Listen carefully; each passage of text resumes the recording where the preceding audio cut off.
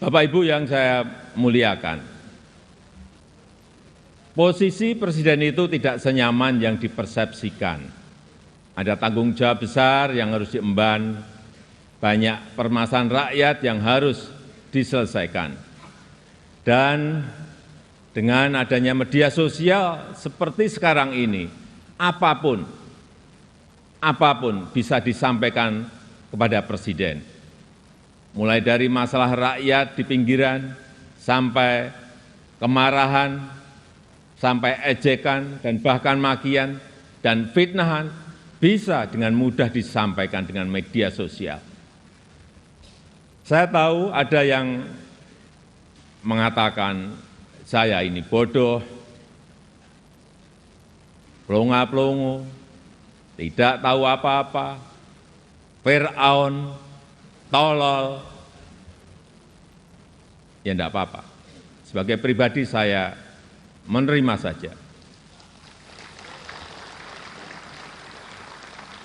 Tapi yang membuat saya sedih, budaya santun dan budaya dan budi pekerti luhur bangsa ini kok kelihatannya mulai hilang. Kebebasan dan demokrasi digunakan untuk melampiaskan kedengkian dan fitnah.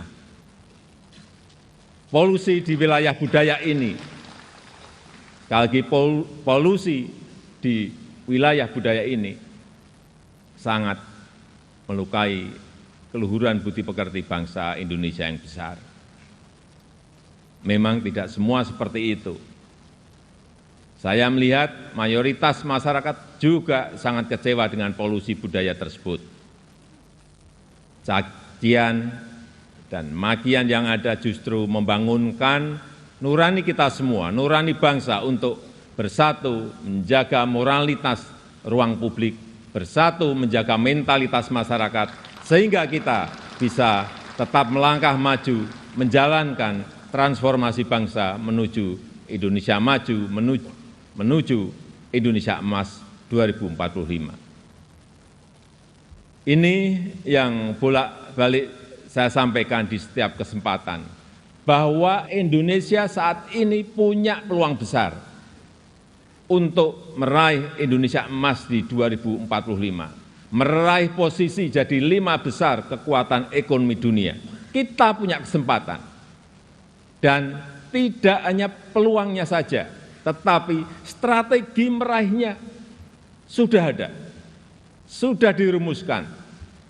Tinggal apakah kita mau memfokuskan energi kita untuk bergerak maju, atau justru membuang energi kita untuk hal-hal yang tidak produktif, yang memecah belah, bahkan yang membuat kita melangkah mundur.